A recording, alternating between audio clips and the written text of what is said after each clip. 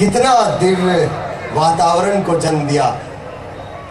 कितनी बड़ी बात है। देखो आप, सूर अगर स्वार्थ के बहते हैं,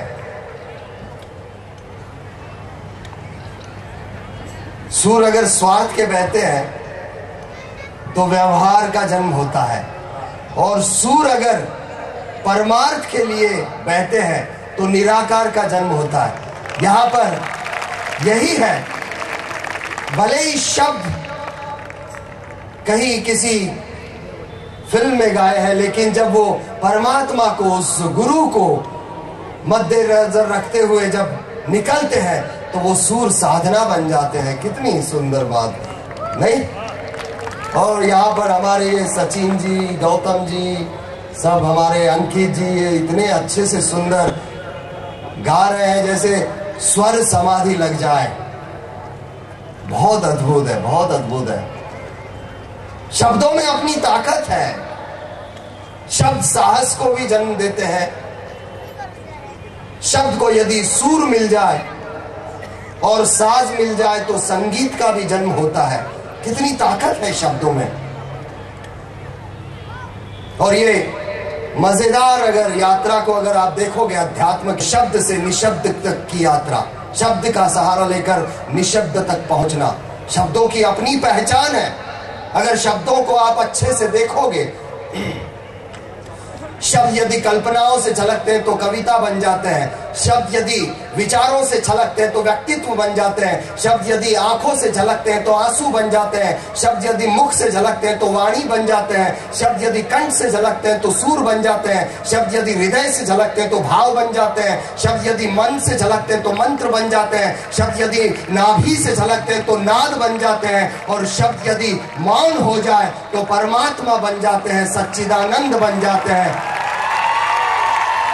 शब्दों में अपनी ताकत है। इसीलिए तो वेदों ने कहा, शब्द उसके थक गए जब वो शब्द थक चुके थे, और अंत में ये कहा गया, चरय वैती चरय वैती चरय वैती साधको। हे साधक, अब हमारे शब्दों में ये ताकत नहीं कि उस परमात्मा का अनुभव तुझे करा पाए। अब तो तुझे खुद चलना पड़ेगा और अनुभव करना पड़ेगा, क्योंकि शब्द तो केवल एक नाव है जिससे आप उस परमात्मा के किनारे पर उतर सकते हैं। नाव जब तक छूटे उस परमात्मा का मिलन नहीं हो पाएगा, लेकिन सहारा इन शब्दों का लेना पड़ेगा। और शब्द मेरे लिए ब्रह्म है, क्योंकि इसी वाणी से,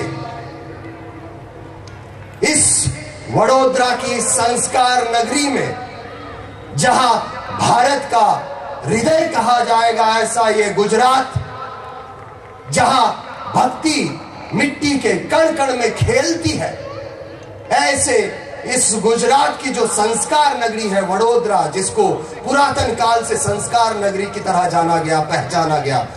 और इसी संस्कार नगरी में शायद आपको, कई लोगों को पता होगा, पिछले साल 1 जनवरी 2009 को एक शब्द का जन्म हुआ, और उस शब्द ने भारत के अंदर एक नई क्रांति लाने का अभियान शुरू कर दिया है। और जिस शब्द का जन्म हुआ था इस वडोदरा की धरती में, इस वडोदरा की कोख में, वो अब शब्द करीबन 1.5 साल का हो चुका है। और उस 1.5 साल में 27 शहरों में भारत के घूमकर लोगों के भीतर एक नई चेतना का, विराट चेतना का जन्म दिया। वो शब्द जो इस धरती पर जन्मा था, जिसमें आज आप स्वयं यहां पर आए हैं, वो शब्द है मंत्रनाद। 1 जनवरी 2009 को मंत्रनाद का जन्म इस वडोदरा में हुआ था, और एक यहां की यूनिवर्सिटी के ग्राउंड में पहली शुरुआत की थी भारत के युवा वर्गों को, भारत के जनमानस को एक नई दिशा की ओर लेकर जाने के लिए।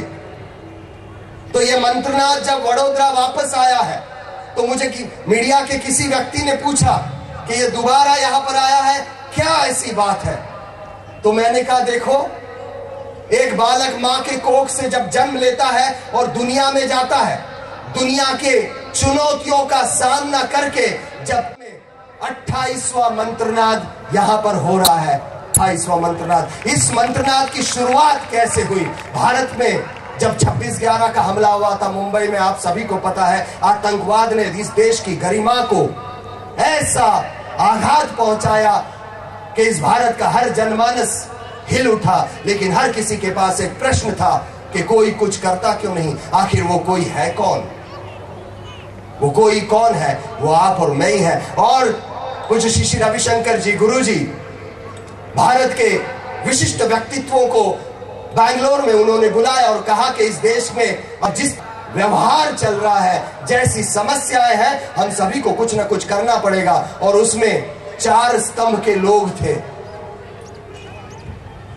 प्रेस से थे, वरिष्ठ ब्यूरोक्रेट पुलिस से थे, पॉलिटिशियन से थे और पब्लिक से वरिष्ठ व्यक्तित्व थे। ये 4 स्तंभ हैं हमारे देश के।